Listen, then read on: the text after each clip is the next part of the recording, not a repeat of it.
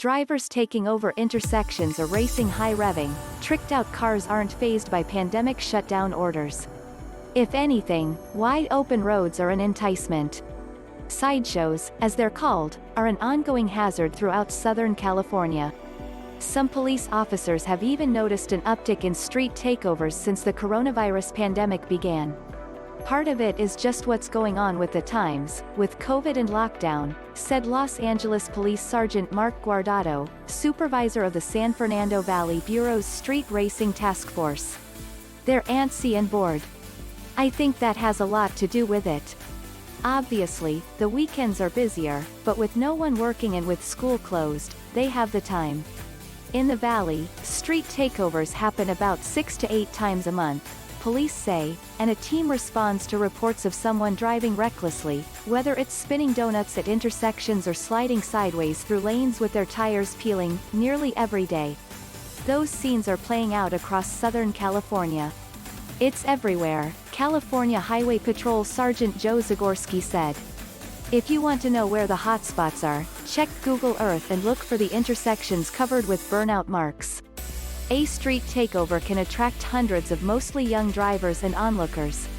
There are no barriers between cars teetering on the edge of their driver's control and those who come to watch them. There are no paramedics standing by in case a showboating motorist makes a mistake and sends more than a ton of performance-tuned parts and accessories into a crowd of people. And now, at the height of a pandemic and record-shattering hospitalizations, emergency rooms don't need extra traffic. Dano, Patten never even made it to a hospital after he was struck while documenting a street race on Christmas Day. The Huntington Beach-based photographer, known among classic car buffs for his videos showcasing sanctioned events in and around Southern California, typically avoided underground events, friends and relatives said.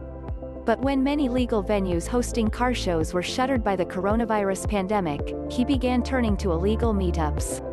Patten, 66, was filming drag races at an annual street racing event held in the Carson area on Christmas Day when a black Cadillac and a blue Pontiac collided with each other, then veered into a crowd of people.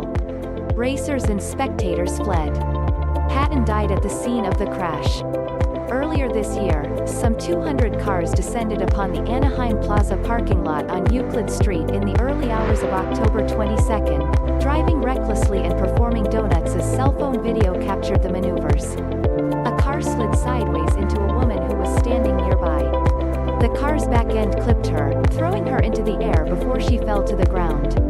The woman, a spectator, was hospitalized and a driver was arrested for hitting her, then leaving the scene.